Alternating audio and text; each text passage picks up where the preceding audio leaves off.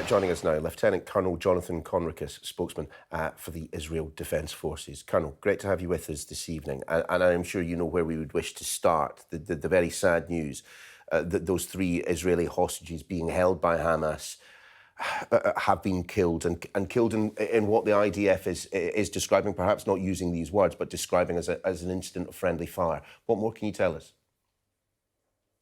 Yes, a sad evening. Thank you for having me on the program. What we know so far, and of course we are investigating this event, and we will investigate it thoroughly and be fully transparent with the families of the bereaved.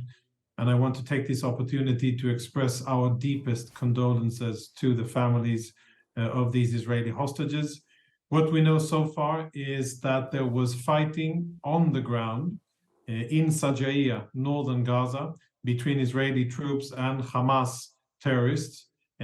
After the fighting, the first stage of the fighting, our troops saw a group of men approaching. They perceived a threat, and as a result of that, engaged, opened fire, and shortly after understood that something needed to be verified, and the bodies were taken, and they were then transported back into Israel to be assessed, and it became apparent that there were indeed Israeli hostages that were above ground, dressed in civilian clothes, and were walking towards our troops. Now, what makes this such a tragic incident, and again, we have to make sure that we learn the relevant lessons from what happened. We have already disseminated guidelines for our troops on the ground to make sure that we minimize the risks of this happening again in any other location in Gaza. Because you see, it wouldn't be abnormal. I'm sorry if the connection is choppy. I apologize for that. It wouldn't be abnormal for us to see combatants dressed in civilian clothes. You can see that on Hamas videos as well.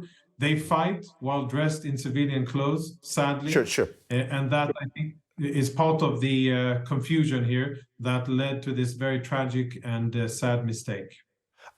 In a roundabout fashion, I suppose one might suggest that this has not happened before now. Is perhaps surprising.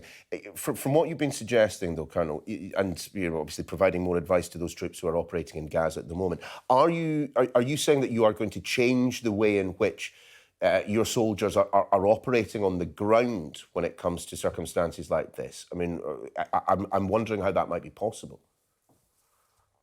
Yes, of course, we know that it's not only the British public listening to what we're saying here, but that Hamas will also likely listen in with great interest. So for obvious reasons, I'm not going to go into details what and how we're going to change. I can only say that we have issued guidelines and clarifications for troops on the ground, how to prevent the likelihood of this happening again. I'm not sure, unfortunately, that we will be able to be 100% perfect in the future either. And we will face difficult situations and combat dilemmas. It is a very chaotic environment on the ground that our forces are in, where the enemy uses everything civilian in order to fight against us. And all of the fighting that Hamas conducts is conducted from civilian areas, using schools, hospitals, mosques, and everything that you are now showing on the screen. It is ruined because there was fighting there, and because Hamas made a decision to fight against us using that civilian infrastructure, and that is the reason why what we're seeing on the screen now. I have to ask you, as indeed we asked Mark Regev on the programme last week, about the manner in which Israel is prosecuting this war. There is a degree of criticism coming, not simply from an international community that at the General Assembly of the United Nations voted overwhelmingly to allow a ceasefire to take place, but from your allies. The UK's ambassador to the United Nations describing the civilian death toll as shocking. Joe Biden, the US president, referring to your tactics in Gaza as indiscriminate bombing.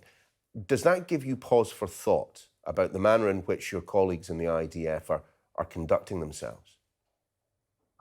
Well, of course, we listen to what leaders and senior officials in democratic countries have to say, their opinions and their concerns.